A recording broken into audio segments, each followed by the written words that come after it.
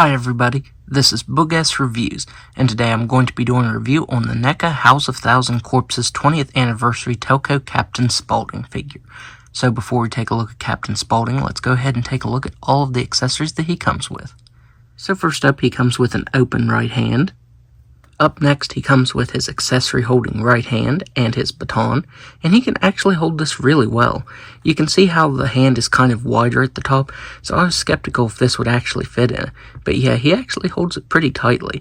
I do wish we would have gotten a left accessory holding hand and his revolver, because the original actually came with that. It came with an alternate left hand, a revolver, the gas station bathroom keys, and then the bag of fried chicken.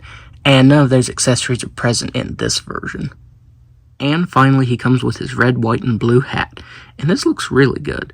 I feel like the paint is a little bit spotty in some places. You can see some white showing through the blue and some red showing through a couple of the stars right there.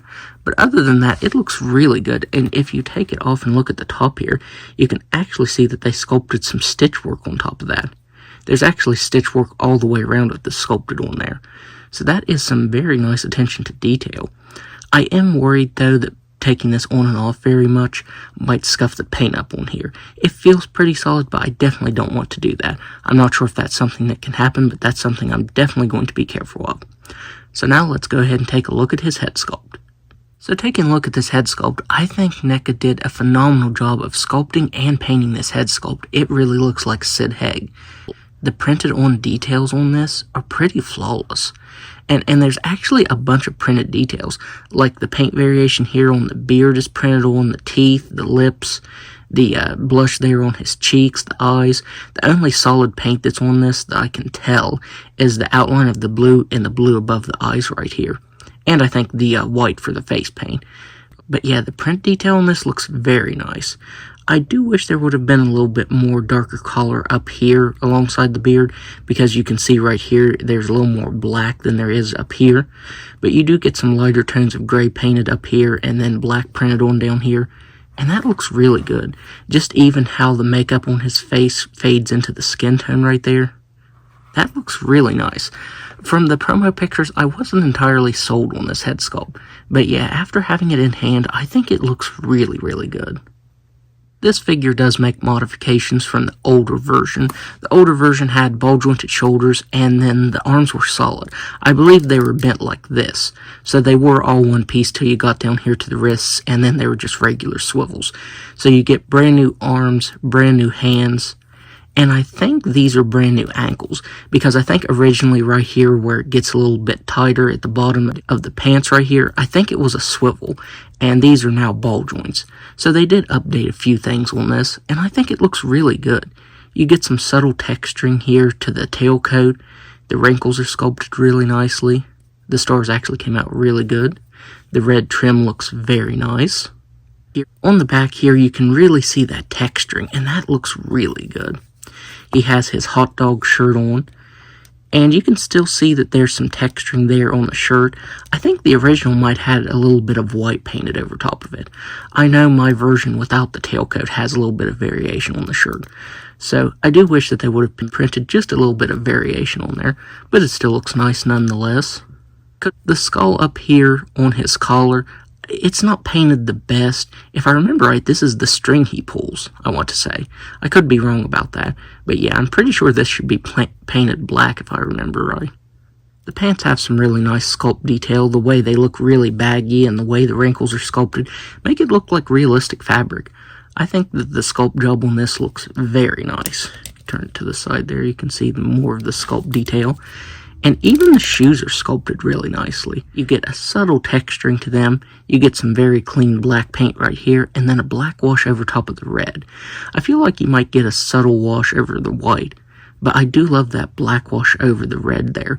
Makes his shoes look a little bit dirty, and that looks really good. So yeah, Neca did a really awesome job on this. I still haven't been able to find the original, but I honestly don't think I need it now that I have this one. So now let's go ahead and go over his articulation. So he has a ball-jointed head and neck that can look up all the way. He can look down all the way. He can move his head side to side and all the way around. He has shoulders that can only move out this far. The shoulder articulation feels pretty stiff. so I'd definitely be careful of moving it.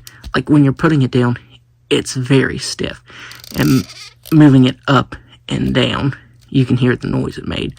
So definitely be careful when you're moving that. He has single jointed elbows that can bend in a decent amount. He has swivel here at the forearm, and this surprised me. I didn't realize that it had this at first. Right here at the bottom part of his sleeve. He has a swiveled wrist that can move side to side and up and down. He has a waist swivel that moves side to side, and ball jointed ankles that can move up just a little bit, down just a little bit, rock just a little bit, and side to side very nicely. So now, let's do some size comparisons. So first up, here he is next to the original Captain Spaulding. This is the one with his makeup wiped off.